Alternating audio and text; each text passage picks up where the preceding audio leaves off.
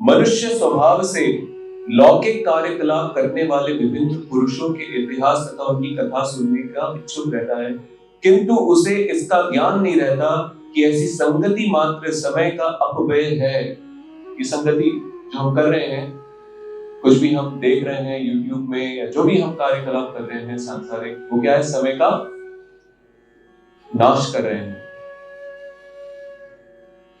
इससे वह प्रकृति के 3 गुणों से आसक्त होता जाता है। उसकी चेतना तामसिक राजसिक होती है। समय गंवाने की अपेक्षा भगवान की दिव्य लीलाओं के प्रति ध्यान देने से उसे आध्यात्मिक लाभ हो सकता है। भगवान की लीलाओं की कथा सुनने से उसे भगवान का प्रत्यक्ष सानिध्य प्राप्त होता है।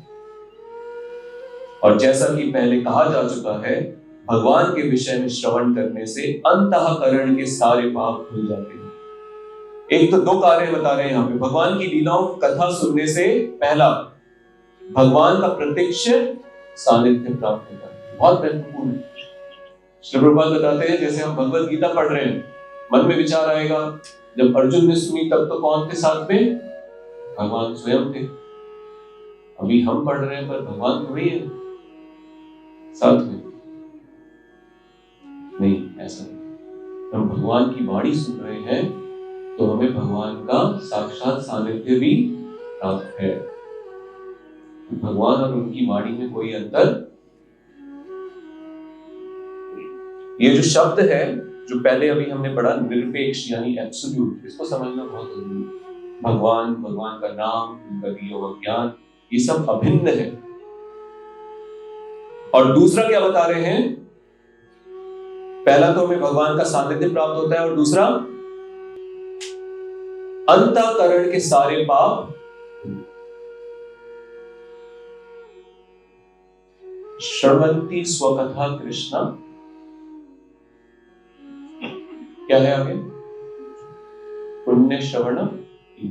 जैसे भगवान की हम लीला सुनते हैं, हमारा हृदय क्या हो जाता है? नष्ट प्रायेषु अभद्रेषु नित्यम भागवत सेवया।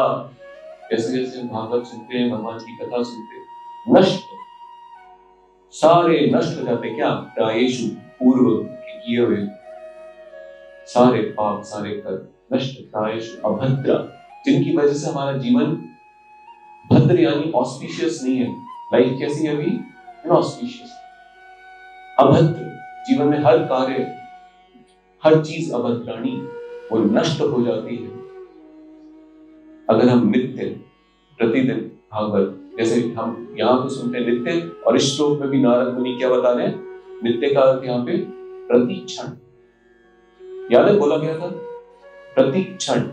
श्रद्धया मेनु अनुपदम। अनुपदम यहाँ पे शब्द था श्रद्धा। देखिए चौथी लाइन में, श्रद्धा में अनुपदम। अनुपदम का अर्थ यहाँ पे है हर पद या हर समय। हर समय सुनते रहने से, नित्यम, नित्यम या फिर अनुपदम, प्रति क्षणम, हर क्षण सुनते रहने से हमारे पाप सारे धुल जाते हैं। और आगे लिख रहे हैं, इस प्रकार से पापों के धुल जाने पर श्रोता धीरे धीरे सांसारिक संगति से मुक्त हो जाता है। धीरे धीरे क्या होगा? सांसारिक संगति से मुक्त हो जाता है और भगवान के स्वरूप के प्रति आकर्षण। तो ये विधि है, ऐसे भगवान के प्रति आकर्षण करें।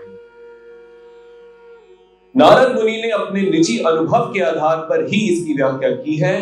कहने का आशय यह है कि भगवान की लीलाओं के श्रवण मात्र से मनुष्य भगवान का पार्षद। अगर हम भगवान की लीला सुनेंगे, कथा सुनेंगे रुचि से, श्रद्धा से, ध्यान से, तो हम भगवान के क्या हो सकते हैं? अगले जन्म में जब भगवान अवतरित होंगे जिस ब्रह्मांड में भी, वहां उनके साथ उनकी भौम्य लीला में हम भी उनके पार्षद हो जाएंगे और साक्षात भगवान की लीला देखेंगे और उसमें हम खुद भी एक किरदार होंगे।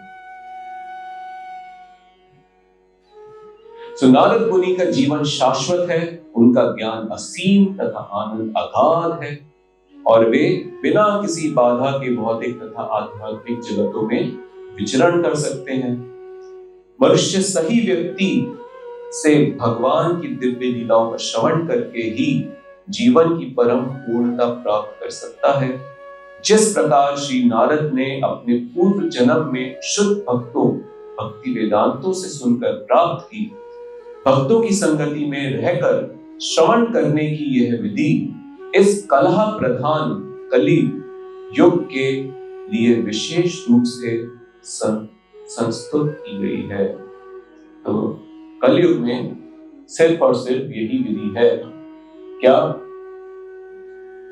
बैठिए भक्तों के साथ और भगवान की कथा सुनिए।